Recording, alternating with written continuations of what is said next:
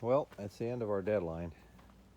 It's Saturday evening, it's getting dark out, and we are not done with the car. Not even close, really. I mean, I don't know. The exhaust took a freaking unreal amount of time. I've been working on that exhaust, I mean, for 6 or 7 hours, man. I've been trying to get these two mufflers lined up, and oh my god, it was so much work to get these. You know, I was using strings to hold them up. I mean, they got to be in there at exactly the right angle or they hit something. You know, if they're not right in exactly the right spot in there, I mean, if these were any longer, we wouldn't have been able to use them. I don't know what we would have done. Maybe if we had them come out the side of the car instead of the back. But it's just taking so long, man. You know, so long, and I'm still working on them. I got these locked in place. That's how they're going to be. Everything's locked and loaded, and that's it. Like it or not, that's where they're going to stay. But right now, I am working on the crossover, the H-pipe.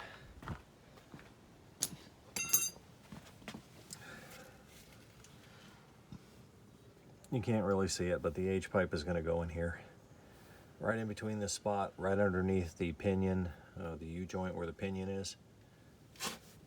It's going to go, wow, it's too dark. It's going to go right in here. That's where the H-pipe's going to go. I'm working on it right now. But, you know, not even close. Not even close. As you can see, he had to tap into the circuit board because the plugs were messed up, and that print board or whatever that crap is on there, it was all messed up. All the plugs were corroded. So he had to actually tap in and solder with some Cat 5 wire, and he finally gave up on it earlier. He had to go do something, but yeah. It doesn't matter. We tried, and we thought we were going to get it started today, but the starter's hooked up, battery's in, it cranks. All we got to do is stab the distributor, and it's an HEI distributor.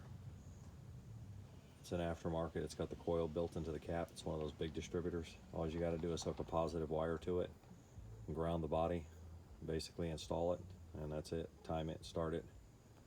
So we could have started it today. We finally got all the fuel lines. You can see that mess right there.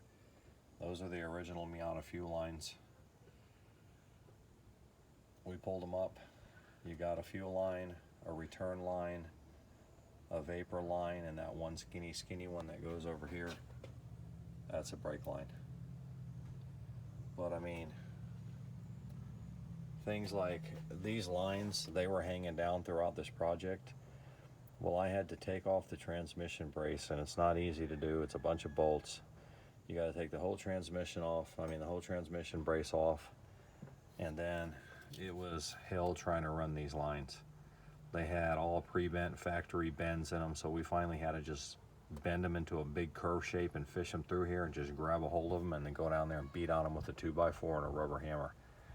And finally got them to flatten out and fed them up through here.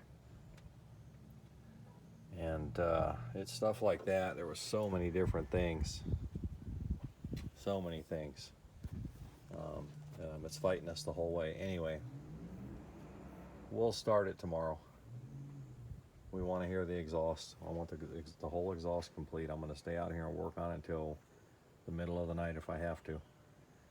And like I said, I'm in the middle of doing the H-pipe, and that's complicated because the H-pipe is going to be two pieces with the flange in the middle. So when we want to get the part of the exhaust system out from by the axles in the back, we got to be able to unbolt that flange. So it's got to be in two halves.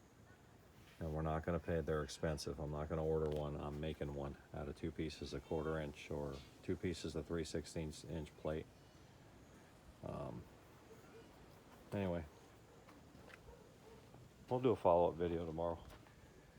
Sucks that we didn't get it done, and we're not going to go to our event. He'll be back in the morning to help me. Oh, there's my neighbor. Listen to that horrible exhaust. That is the worst sounding exhaust. Listen to that. Oh my God. That's my neighbor over there, and I don't know what the hell kind of exhaust he put on there, but it's one of the worst I've ever heard in my life. And for some reason, especially when he first starts it, oh my God, it sounds terrible. It's just raunchy and nasty, and you can hear it all the way from here till he's blocks away from here. You can hear him. Oh, I'm gonna wait and see if he drives it. Usually he'll just sit there and he'll start it up and he'll just rev it like to redline. I mean, you can hear him hitting like the rev limiter in Elizabeth.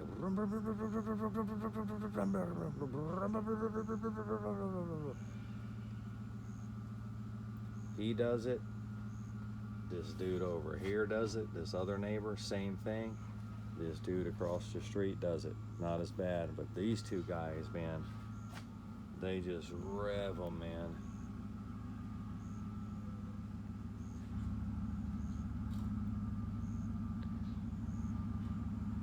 Come on, dude. Rev that nasty old truck up. No, it's actually a nice truck. It's got custom wheels. Looks real nice.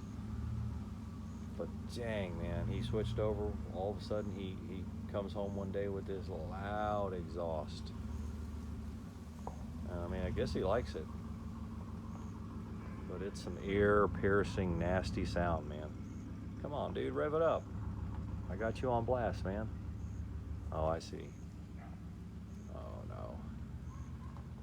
Somebody's following him. It's probably the significant other, so he's going to behave. Anyway. All right, I'll stop picking on the neighbor.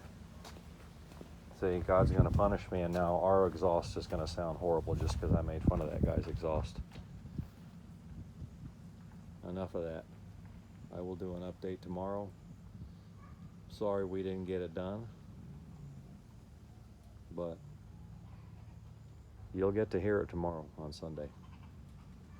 Bye, and see you in the morning.